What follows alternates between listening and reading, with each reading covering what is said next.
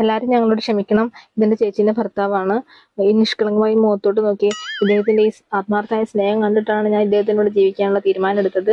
എന്റെ ചേച്ചീന്റെ പെണ്ണ് കാണാൻ വന്ന അന്ന് തുടങ്ങിയുള്ള സ്നേഹമാണ് ഞങ്ങൾ തമ്മിൽ. അന്ന് എനിക്ക് 15 വയസ്സായിട്ടുണ്ടായിരുന്നുള്ളൂ.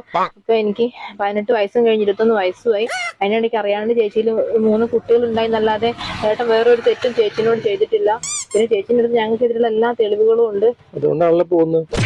അപ്പൊ പിന്നെ ഈ ഒരു വീഡിയോ ചേച്ചിക്ക് തെളിവായിട്ട് കിട്ടും. ഇനി ഞങ്ങൾ ഒന്നിച്ച് ജീവിക്കുകയാണ്. ഞങ്ങൾ അന്വേഷിച്ച് ഞങ്ങളുടെ പിന്നാലെ ആരും വരരുത്. പ്രത്യേകിച്ച് എന്റെ പിന്നാലെ വരരുത്. ഞങ്ങൾ ഇനി മലപ്പുറം ജില്ലയിലേക്ക് കാല് കുത്തില്ല.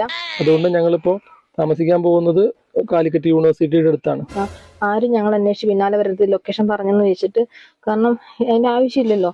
ഇനി ഞങ്ങൾ ഒന്നിച്ച് ജീവിക്കാൻ പോവാണ്. എന്നുവെച്ചാൽ ഏട്ടനെ പൂർണ്ണമായിട്ട് കൊണ്ടുപോവല്ല. ചേച്ചിക്ക് എപ്പോ വേണമെങ്കിലും ഞാൻ വരും ഞാൻ തിരിച്ചു വരും. എനിക്ക് അവിടുന്ന് ഒരു 2-3 എണ്ണത്തിന്റെ കൂടെ പൊക്കാനുണ്ട്. അല്ല, തിരിച്ചു കൊണ്ടുവരാനുണ്ട് എന്റെ കൂടെ.